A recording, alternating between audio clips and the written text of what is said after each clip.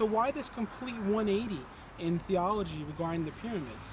In 1925, the Watchtower said it's God's stone witness. 3 years later, in 1928, it's Satan's dead stone.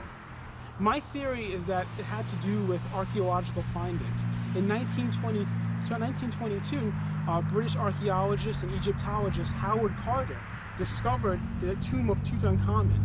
Then on February 16, 1923, it was the official opening of the burial chamber of Tutankhamun. So when they opened these chambers, they found mummies, they found Egyptian artifacts, etc., which completely contradicted the Watchtower's teaching, especially in studying scripture, where Charles Taze Russell explicitly said there's no such things of the sort in the pyramids.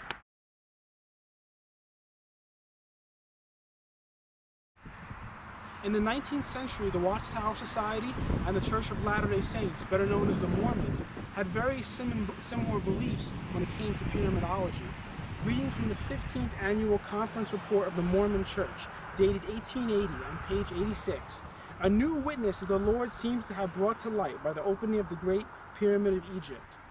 This points out that the very period of time when the church was organized, and the very day and month and year, 61 cubit inches are measured off from that point, the generation that will close at the time of the Gentiles. Now let's compare this to Thy Kingdom Come, the book that I just read from, that was written by Charles Taze Russell. This is page 362. Now we inquire if the inches of the floor lines of these passages represent a year, each as claimed and admitted by pyramid students, what date would these measures of the Grand Gallery indicate as the end of the high calling to the divine nature which the Grand Gallery symbolizes? This date, 1910, indicated by the pyramid, seems to harmonize well with the dates furnished by the Bible.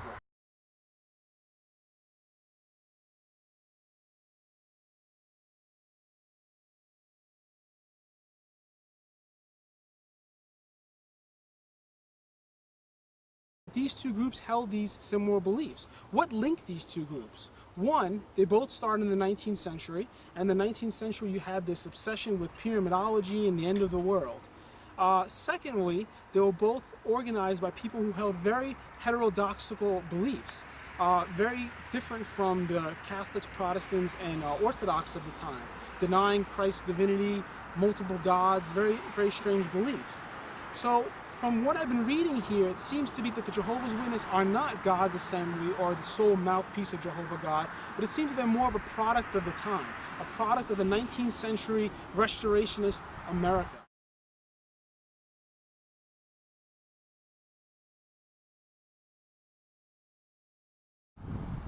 About 25 feet away from this pyramid is the grave of the founder of the Jehovah's Witnesses, Charles Taze Russell.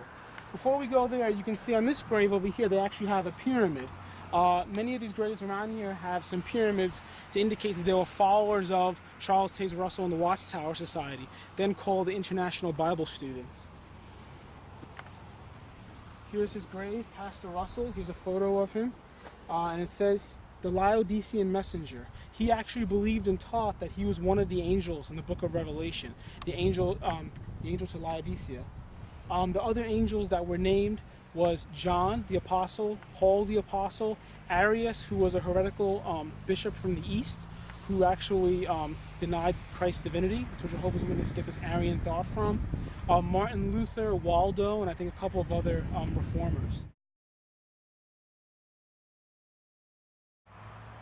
One argument that Watchtower might make in its defense is that God has revealed new light, that the pyramid isn't the Bible in stone. But God is not a flip-flop God. He's not going to tell you 1 year something and then completely contradict it a couple years later. He's not going to tell you in 1925 the pyramid is God's stone witness, and then 3 years later in 1928 that's Satan's dead stone. I hope you enjoyed this video. Have a nice day.